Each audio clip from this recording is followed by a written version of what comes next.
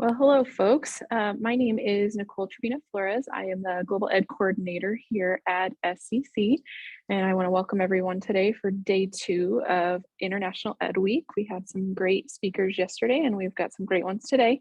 And I wanted to mention that we do have the PsychSoc Club co-sponsoring today's event. So we've got President Melanie Heiserman on with us, and she'll help me facilitate and moderate today. And I do ask that everyone try to stay muted as much as possible, both video and audio, just so we can have our screens focused on our presenters. But we will definitely give time for Q&A at the end. And if you have any questions along the way, you can definitely put those in the chat. We'll monitor that as well. So I do want to encourage you to attend events the rest of the week. We've got something every day via Zoom, or we actually have an event in the gym tomorrow. So that's a big deal given COVID. And then we've got food events on all of the campuses and a lot of fun, really neat activities to sponsor and support the various different groups that we have on campus and around Lincoln and the surrounding areas. So I want to introduce Romeo Guerrero of El Centro de las Americas. And we will also have Maria Whitmore joining us here shortly from the Latino Commission. There she is actually right now. And we'll let Romeo do his introduction and kind of talk about his organization and what they represent. And then we'll let Maria go as well. Well, thank you, Nicole. And thank you for asking me to present to this group. My name is Romeo Guerra. I'm originally from Texas and have lived in Lincoln for a long time. I am the executive director for El Centro de las Americas. El Centro de las Americas has been around actually for quite a while in Lincoln, all the way back to 1982. It became an official nonprofit in 1983. So as you can see, it's been here quite a while. Originally, El Centro was put together to really just focus more on cultural events and focus on awareness and appreciation of different cultures and so forth. So a lot of cultural events were put on by El Centro for many years. And then it changed its focus some and became a little bit more advocacy oriented, and also a little bit more in terms of a service provider to the community and continuing some of the cultural events, but change on focus on that. And so more recently, we really now focus a lot more on providing services to the Latino community. We basically have 3 focus areas that we use for our services. And most of them are situated around health education, health prevention, and so forth. But the 3 basic areas are family support services, educational services, and health services. In the area of family support services, we do a lot of crisis assistance and prevention.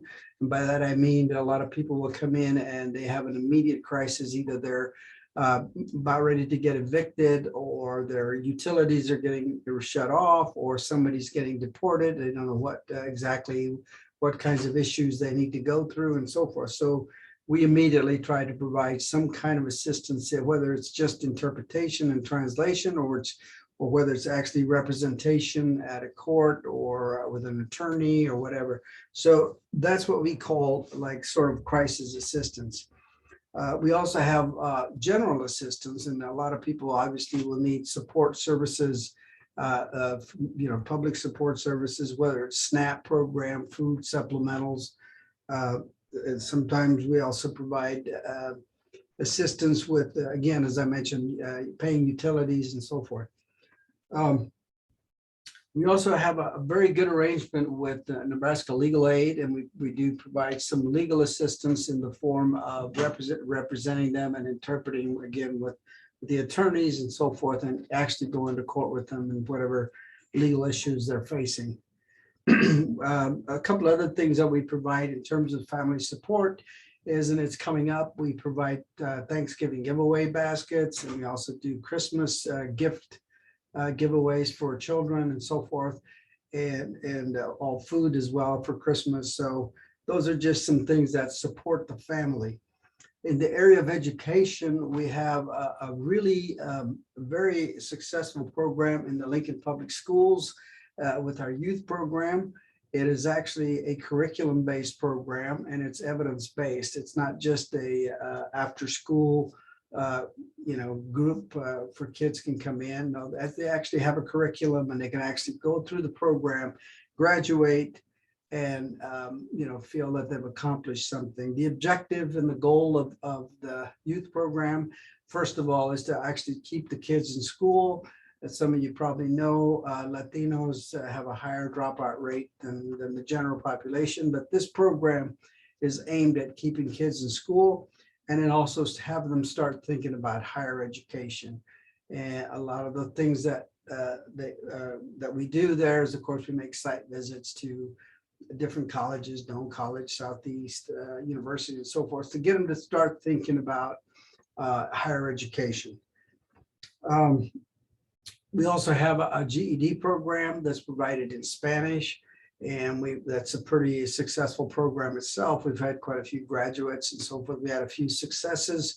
One of our success that we always use, we don't want to give the name, but he actually went through our GED program and is now a branch manager of a bank. So it has been pretty successful. Another program that we have, again, we put it under the educational area, is our citizenship program, which has also been pretty successful. We have two part-time instructors in that, and it's been, again, successful. The bigger area, and it's a broader area, is that we do a lot of health services in the sense of education, awareness. We have lactation education, we have exercise, wellness, we had a diabetes program, and nutrition and fitness. So that's a very quick overview of what the services that we provide at El Centro. I hope that's what you were looking for. If you have any questions about how to qualify for these services, or how you apply for the services, or how you go through the process, just let me know. Thank you. Thank you. And then I want to welcome Maria Whitmore. She's with the Nebraska Commission for Latino American Affairs. So I will let her do an introduction and talk about herself and her organization. Yes, sorry, I was having a little trouble with the Wi-Fi here. Yes, my name is Maria Whitmore, and I was myself an immigrant since when I was younger. And then now when I'm older, we collaborate at the I collaborate at the Nebraska Commission for Latin American Affairs, and it's a government agency that helps the Latin American issues come to the attention of the governor and the legislature. And we also help non-governmental organizations whenever Hispanics have or Latinos have a problem or any questions about how things are in Nebraska, the rights, etc. They can come to us, and we can connect them with the non-governmental agencies that have those supports for them.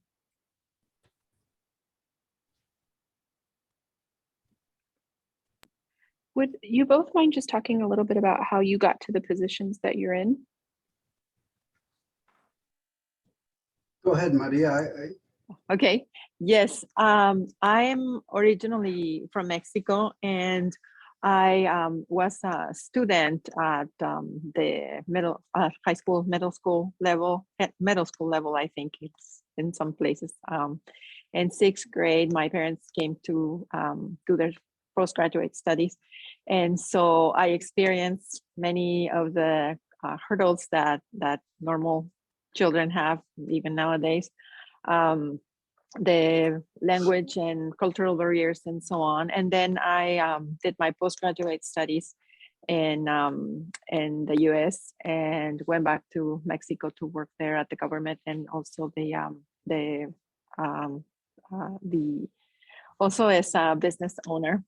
So I've seen many sites. I also taught at the university, and then I came to the United States because I met my husband in Mexico, and now I'm a farmer. And so it's been very interesting to be able to live in a small country town in Nebraska and also help with the issues. I thought I could be involved with with my experience with many of the situations that students face, because I'm a great believer of education. Education is the great equalizer, and education is what brings us the opportunities for students to do exactly what, like Romeo was mentioning, a person who has obtained their GED. The potential is there for the person. They just need that help to achieve their degree and be trained to do and to collaborate to society. I would add to that, and thank you, Maria, the educational piece being very important. How I got to this place, I am originally a migrant farm workers from years ago. We used to go to Western Nebraska to work in the agricultural area. And eventually we settled there, and I graduated from a small school there, and then I didn't know what I was going to do. And so luckily somebody said, there's a possibility that you can go to the University of Nebraska based on a program. Back then it was called the Office of Multicultural Affairs, which was providing some assistance for recruitment of minority students, primarily African-American, Hispanic, and Native American.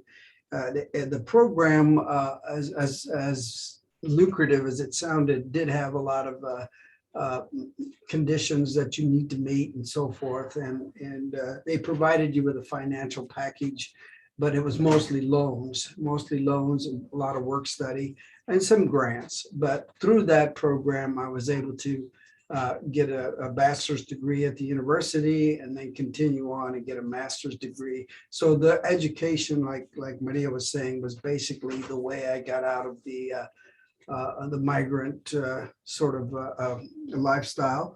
And eventually I went to work for the state. I worked many years with the state health department. And my focus was always in the area of, excuse me, public health, but also with racial and ethnic minority disparities in the area of health. So that kind of fueled my my drive, I guess, to try and work in areas where I was bettering those less fortunate individuals, and in my case, the Latino community. And when I actually was working at UNMC with the College of Public Health, and I was ready to basically retire in some fashion. And somebody found out about it at the El Centro's board, and their current director had resigned a couple of months before that, and they just asked me to take it over for a couple of years, but now I've been here 6. So that's how I ended up here at El Centro. That is definitely all very impressive. I enjoyed listening to all of the services that both incorporations provide, or nonprofits provide. I was very curious though to ask, how do you get your word out to these minority groups, and like, how is that working? Do you want me to go, Maria, or do you want to go? Yeah, go ahead. I'll let you go this time. Actually, that's a very good question. Actually, we don't have a lot of problem getting out the word of the services we have. And that is because the way we do a lot of it is word of mouth. Now, we've had people come and say, don't you want to market your services more? Don't you want to promote your services more? And the answer, of course, is yes. But on the other side of that is we are extremely busy now. We only have a staff of like 8 full-time and 3 part-time. And with all the services that we provide, we're very busy, obviously. And so if we promoted more, like we did a real marketing campaign and so forth, I'm not sure we could handle the volume. But that's our basic way of getting services out. Obviously, we have all the social media available. We have Facebook, web pages, Zoom, emails, all the different ways of getting the word out in terms of what services we provide. But the most effective one, and I think not only in terms of getting the word out, but also building the relationship that we have with the community, and the trust level is through word of mouth. Because, you know, if somebody in Spanish, una comadre or algo or something like that says, you know, go to the centro, they'll help you with this, they'll help you with that. It means a lot more than if you just see it on a billboard or a flyer. So that's, I hope that answers your question. I absolutely agree. The word of mouth is so powerful, especially in the Hispanic community. It's a very powerful tool. I also have reached out to schools and community leaders, especially, well, of course, we work with El Centro and in other areas. I'm more in the eastern part of Nebraska, Columbus area. And so I have reached out to chambers of commerce, the schools, and professional groups as well, so that they know about these services, especially because I'm in the farming community in particular. Then there's other commissioners that are in different industries. And so because I'm in the farming community, then we can find a lot of these families that are mostly in nomadic mode sometimes. And that's one of the aspects that we see, as I think we're going to talk about that and as a challenge, big challenge, that because they follow the migrant working the crops, and wherever there is work, that's where they go. And so their families don't stay very long. And so we're seeing a few more work options for those families that are keeping them in the area.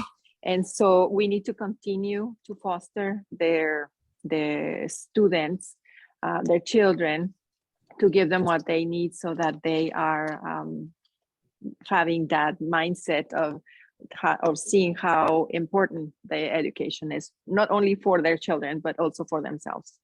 And not only to get them out of there's a lot of thought about getting them out of the migrant or the agricultural work, but more like moving into, they can retrain, they have better options. The Nebraska Department of Labor has many retraining options, and there's some people that absolutely want to stay in the farming operations, and that's okay, but they need to know that those options are there for them, and also what is available for their children, especially those children that are in DACA's status, and that right now it's kind of a legal limbo. And so that's something that is dear to my heart, to actually go out and connect with libraries and the resources that El Centro has. They have very few personnel, and they do so much in the programs that they do. And truly, to just our job is to kind of just connect the NGOs that are around, the services that are in the government, and so that we can already use those resources to help them. That's very fantastic, Maria. So I wanted to ask, what are the current issues that the Hispanic and Latino community are dealing with here in Nebraska currently? Okay, I have a few here that I have we have identified. So like I was saying, that nomadic mode that some families are in, when the families are more stable and find a more year-round work here in Nebraska, then there are the challenges of the culture, of course, and there are certain cultural situations that when a parent has only studied to 3rd, 4th grade, or maybe some to high school, then when the children are wanting to go to higher education, they're either discouraged or they are, for several reasons. One of them is, oh, my child's not gonna respect me anymore. He's gonna think he's more than me. Oh. So there's that cultural aspect that sometimes we don't know. It's it's underlined there, but it's not manifested. And sometimes the students don't even identify themselves because they were brought here by when they were younger. And so that's one of the aspects I think that's underlying in the culture sometimes. And the other aspect is there's the younger generations, whether they were born here or came as a child, are a lot more tech savvy, and many of these parents can read and write. Some of them, some few cases that I have found that they are illiterate, and so those are things that can present a hurdle for the students when they want to go into a higher education program. Let me see. I had also some of the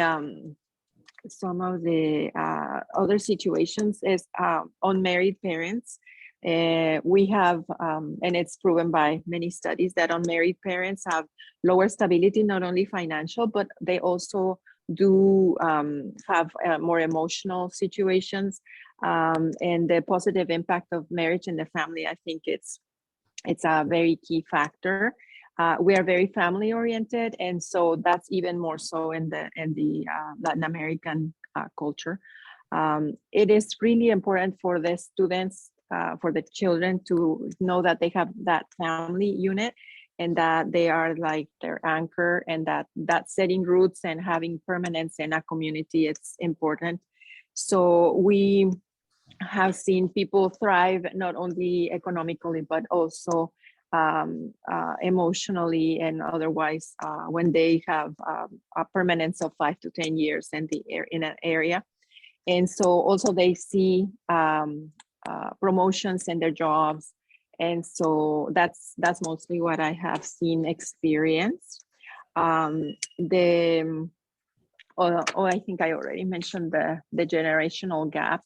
And also the other factor may be that the parents sometimes don't understand completely how the education system works. And so we try to, or at least I try to advocate with the school to have not only an interpreter, but also a person that person is also a little bit of an advocate for the school, but also for the parents, so that they can understand how the education system works and how the children can be best served and not fall in the cracks, that they can advocate for their own children as well. I think that's what I have for now. Thank you, Maria.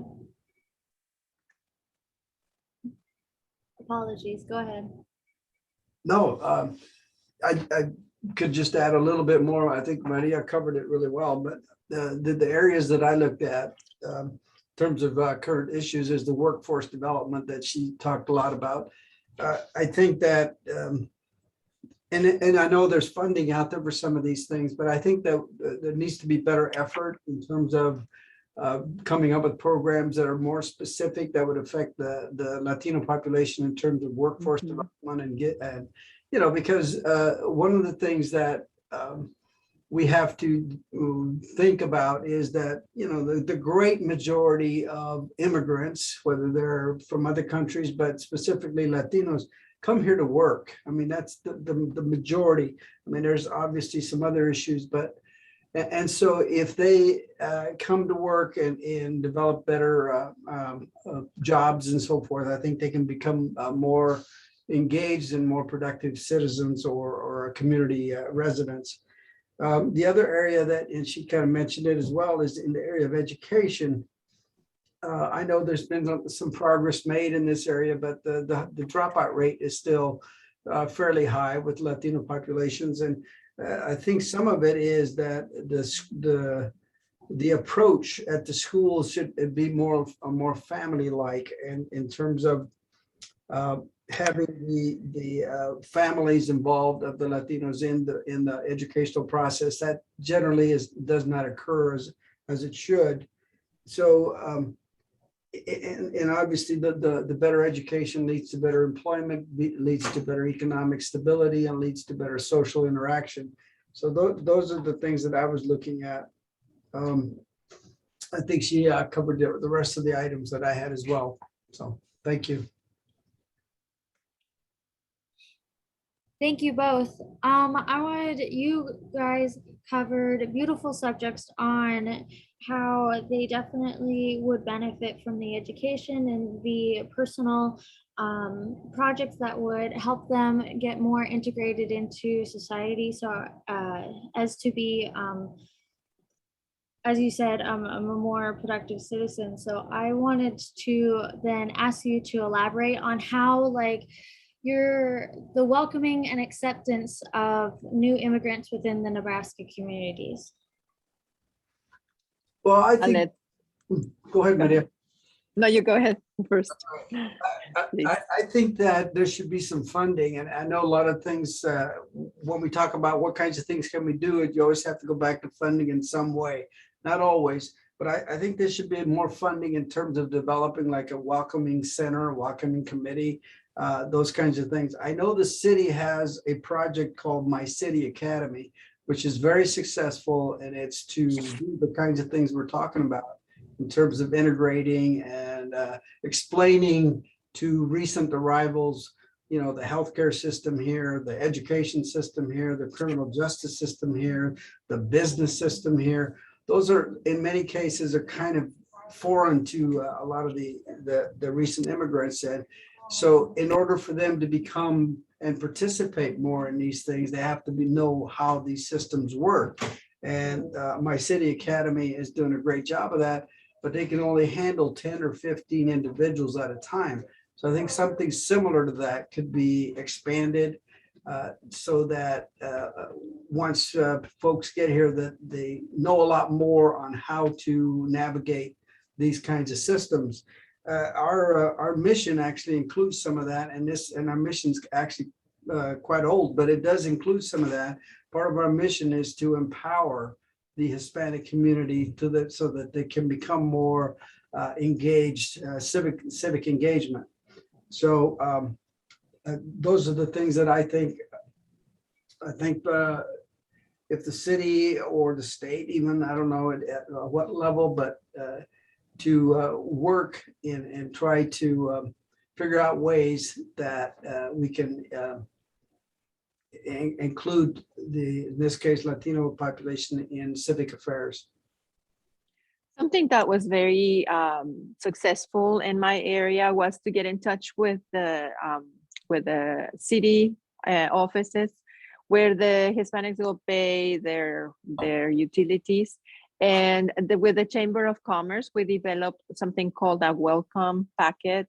And so whenever they came to the community, we would take them around, show them where you pay their utilities. Utilities offices, like I said, also had those, just in case there were some that we didn't catch coming in. And so with the help of the Chamber of Commerce, this was very successful to introduce them a little bit, because I had been helping in law enforcement, translating, and I noticed that many of the situations that Latinos would get into were because they just didn't know what the situation was, and they would break the law without intent, without knowing. And so they need to know these things. That's not an excuse, of course, but if we as a community don't look to do that welcoming and explain to them how things work, it's gonna be chaotic, and we are not moving towards understanding them and let them understand how things work here. And so we did that with cooperation with the sheriff's office in our area, and also with the, like I said, Chamber of Commerce. We did it in a small scale, and so that was very successful. In the Columbus area, there's a lot of business owners. We're very entrepreneurial. So we also have seen the beauty of, you probably have heard of the Apprenticeship Program, and that was just included and approved as a law in Nebraska. Our company, we farm, and so our company had the first apprenticeship program for farming in Nebraska. And so we have a pay scale that goes tied up with knowledge and classes that that a person has to take with on training, on the job training. Because the situation that many of these workers have is that they do not have that much time to spare in educating themselves for a course to be trained and so on. And so the on training on the job works perfect. We also developed one of those. I helped with that apprenticeship program to a company that manages nursing homes. And even though they don't have very many, they didn't have at the time very many Hispanic or Latino workers, they tend to have more now. And so they already had that program of apprenticeship, and they take some classes and they get on the training job. So it's on the job training. I said it backwards. And so those programs are so successful because the workers also see that it's tied to salary, and that is a great incentive for them. And there are many money available from the federal agencies that can help veterans with the salaries. And so there are a lot of programs out there that we can just compound and help with these things, with this training. So yeah, I think it's really important to be welcoming, to reach out, to ask questions, and make sure. Sometimes people are afraid. They have lived in fear, being chased in different situations, and so we don't know what's underlying in their fears. And sometimes they don't ask because they're afraid to appear like they don't know, and they truly don't know. But that's another thing about the culture. They don't want to say that they don't know, and so it's important to tell them and say, well, maybe you know this already, but this is how we do things here. This is how the system works. And that is very helpful for them to say that, and then tell them we're open if you have any more questions, etc. And so that has been very successful in our area. We're going to start doing it again very soon and expand it probably. That it definitely is a lot of programs, Maria. Mm-hmm. I definitely can understand that fear, the perception that they have of that fear and asking questions. Yes. That made me think of Cindy's question with the community front. Like, is there something that like neighbors and community outside, like to include, like, is there something tangible that we could do to help include, also included with the programs, like? Are you saying in terms of like being a counselor to a student or their family, or in the community itself? More like neighbor to neighbor. Okay. Yeah, I think if the like, how do I say, the way that Romeo was mentioning that my city academy, I had never heard of it in Lincoln, and so it may be a good idea to have that. There are students at UNL, for instance, that do door-to-door services for elderly people and things like that. So, and that is tied to a scholarship that they receive. And so I think sometimes people are more open to younger generations, and maybe an older person might be more intimidating. And so the help of those students that might want to sign up or volunteer for a program and taking one neighborhood at a time.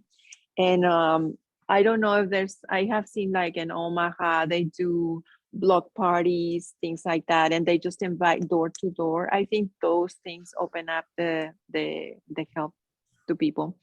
I should let Romeo talk a little bit.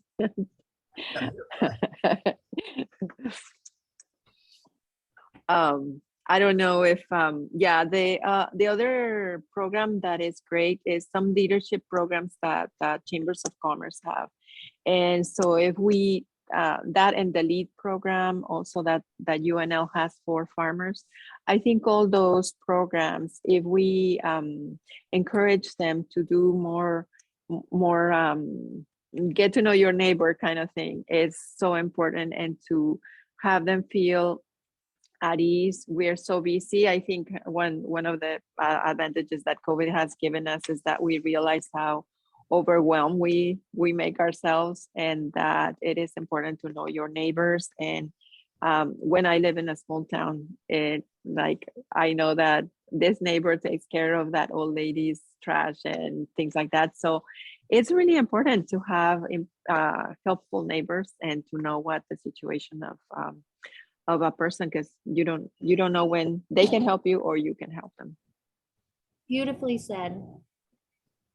Thank you, Cindy, for that question. Okay, I have another question for you. Do you have any thoughts to share on the DACA community, specifically college students who may be a part of this group, and how might we support them? I have a very great resource. There is a company called Proteus Inc., and they do focus on students that have done agricultural work, or people that want to further their education and have done agricultural work. They do also on the job training for different aspects. And Proteus also has been, some of the agents have been advocates for students that are DACA eligible. And so I would highly recommend that. That's a great resource. They have a website, proteusinc.org. And so that would be one resource that we have. Also, because the DACA situation is very unique and every case might be able to find different resources and different support, I would highly encourage them to get in touch with our office. We have an 800 number, 877-220-1250. If they are in Lincoln, then our number is 402-471-2791. And we have our website, latinoac.nebraska.gov. And so we would try to help that on a case-by-case basis, because there may be some other aspects of their life that can be eligible for some other resources that they could be helped with. And also there's Catholic Social Services has another program to help, and there's some other NGOs that we could tap into to help students and their families if they are in this situation. I think Romeo might have some more. I think that we need to continue to advocate, obviously, for the continuation of having the DACAs available and not be deported and so forth. One of the things that we've done at El Centro is we provided a few DACA students internships here, so that, you know, they obviously learn a little bit about what a nonprofit agency is and working with the community, but also having them engaged again in working with the community, but showing them that we are here to support and to see how we can better their lives. And another area that I've heard some agencies and some programs is developing scholarships for them to go on to school, specifically for DACA students. So those are the two big areas. I think that and you know, and it becomes very political right away, but I think the DACA students here are, you know, this is their home, and this is where they basically have raised, and they pay taxes and all those kinds of things that a lot of times we get into the political conversation, but I think it's the right thing to do. And they are very contributing individuals to the overall community and so forth. One of the interns that work here is in law school and is about ready to finish law school. So, I mean, they contribute highly to the betterment of the community. So I don't know what else to say about that, but just to continue to support their cause. Yes, I also want to add, there are some community colleges that do have scholarships for DACA eligible students. And so that would be something to look at, because educational institutions have an upper hand, especially if they have a lawyer that can help them, that's an immigration lawyer, to get those visas for them in different capacities. And so that would be a great thing for Southeast also to consider, if you guys don't have that already. Thank you. I appreciate that. There were some questions about the resources, but I'll get with the both of you afterward and we can compile that and share it with the group. But now I did want to open it to Q&A from everyone. So what questions do you have, folks?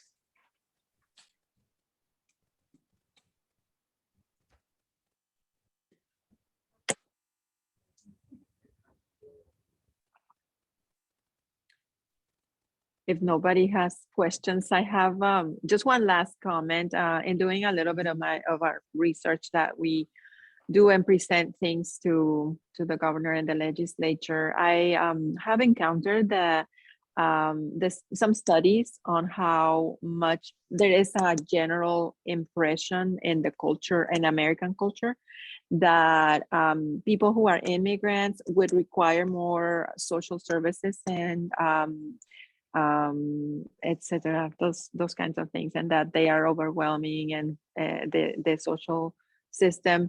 But that is not true. I have found over and over again that Latino American families use the social services in the same rate that other groups in the United States.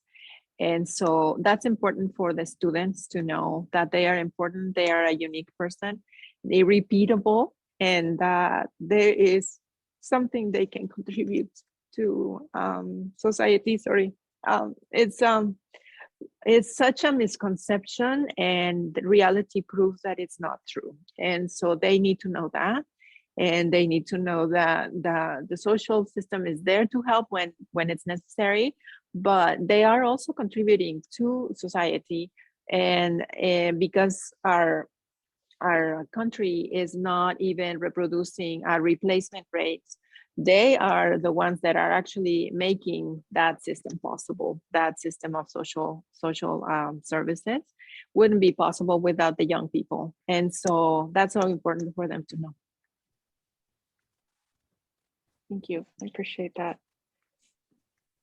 Other questions from the group?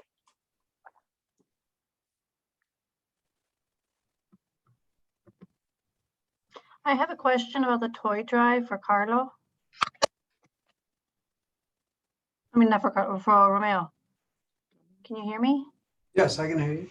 Yeah, you said that you have a toy drive for the Centro, and I'm wondering, do they have to be new toys or can they be gently used toys?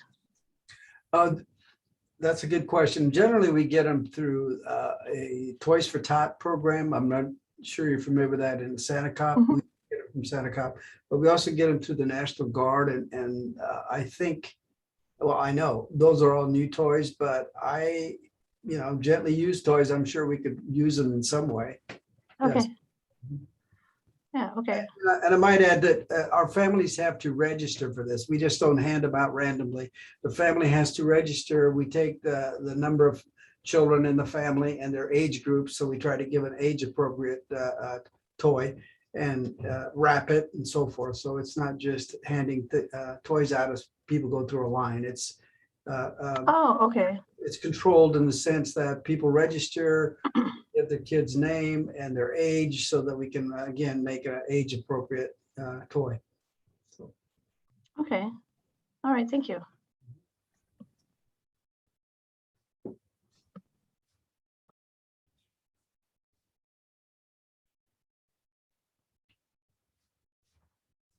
Any other questions, folks? Great question, Lisa. Maria, you're muted. Okay, I was gonna say, if they can't think of any questions right now, they're welcome to get in touch with us. You have our information, so, but don't be shy. Okay, well, I want to thank our speaker. Oh, sorry, go ahead, Romeo. No, I would add to that too, that if anybody wants to come to El Centro, we are open. We do screen people as they do come in and remind them of the COVID and social distancing and so forth. And you do have to wear a mask. But I would be more than willing to meet with anybody to come to this Centro. We're located at 210 O Street, which is where the Community Action Partnership Building is. We're inside that building. And I would love to sit down and go through more thoroughly our services and any other questions you might have on how to get involved with El Centro. We obviously have fundraisers during the year. And I mean, we get a lot of other activities that you might be interested in, but this might not be the place to go through them. But certainly if you want to come here or call me, either way, but is I can give you a real quick tour of El Centro and meet the staff, that kind of thing. So I'll be more willing and open to that. I just want to add also, we have our offices at the 6th floor of the Capitol building. And like I said, I'm going to give you our information, our website and everything. The other thing that I wanted to say is that we also have the Latino Summits that now are happening in different community colleges. And one thing that struck me recently and the one in Columbus was the mention of one of the teachers that said, I did not know my students. I didn't know what music they listened to, what their dreams were. And so she said, I was really convicted to not realize and really be there for them. So I don't know if you guys teach or your counselors, and but that's something that really struck me, and it's so important that we know our students. I have been a teacher at the higher level and at the university, and so that is really important because then we know what they're about and how we can help them best. Thank you both so much. I really appreciate your time today, and thank you to the Insight Club for helping to co-sponsor. And I will get in touch with both of you so we can share those resources with the group. And folks, Great. If you could complete that survey of today's event, that would be great. But thank you so much for your time, and I truly appreciate all the work that you're both doing. Thank you. Thank you very much. Thank you.